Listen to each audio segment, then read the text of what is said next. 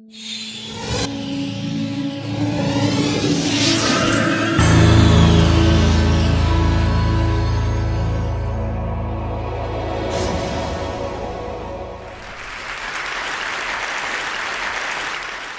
name is Amit, and 18 months ago, I had another job at Google, and I pitched this idea of doing something with museums and art to my boss, who's actually here.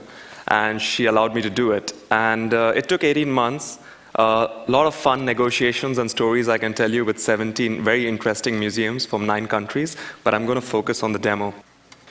There are a lot of stories about why we did this. I think my personal story is explained very simply in the slide, and it's access. And I grew up in India, had a great education, I'm not complaining, but I didn't have access to a lot of these museums and these artworks. And so when I started traveling and going to these museums, I started learning a lot. And while working at Google, I tried to put this desire to make it more accessible with technology together. So we formed a team, a great team of people, and we started doing this. I'm going to probably get into the demo and then, tell you a couple of the interesting things we've had since launch.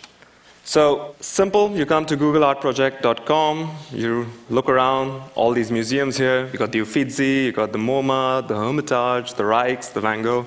I'm going to actually get to one of my favorites, the Metropolitan Museum of Art in New York. 2 ways of going in, very simple. Click, and bang, you're in this museum. Doesn't matter where you are, Bombay, Mexico, doesn't really matter. You move around, you have fun, you want to navigate around the museum, open the plan up, and in one click, jump. You're in there, you want to go to the end of the corridor, keep going, have fun, explore.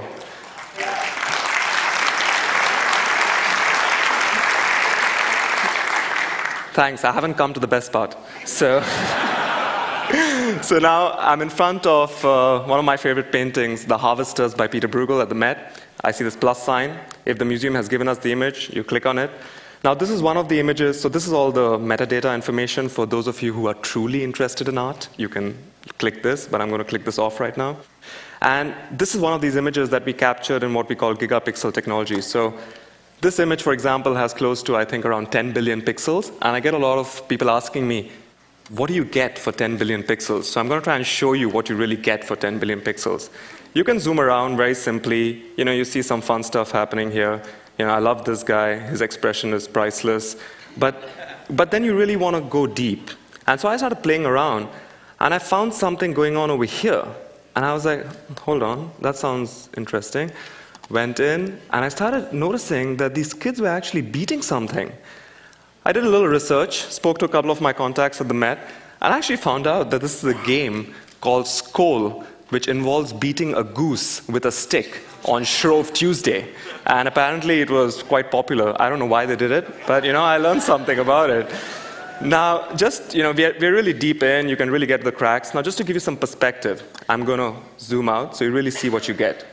Here is where we were, and this is the painting. So,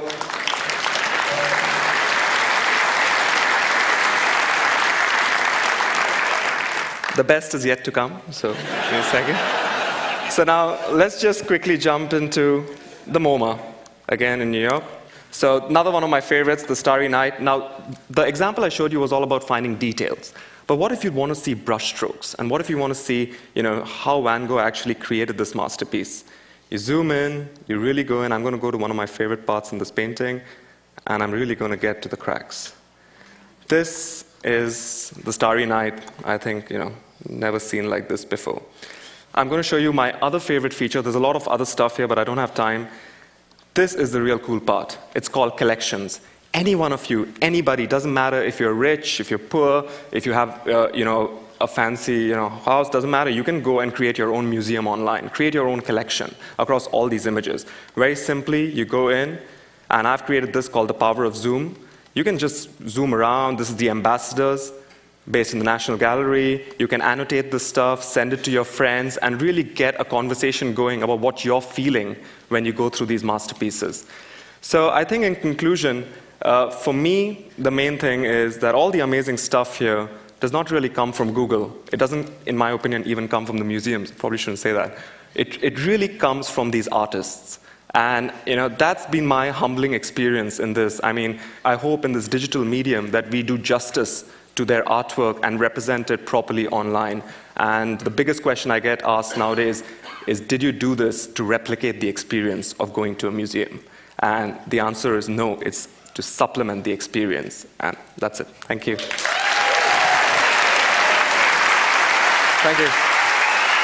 Thank you. Thank you.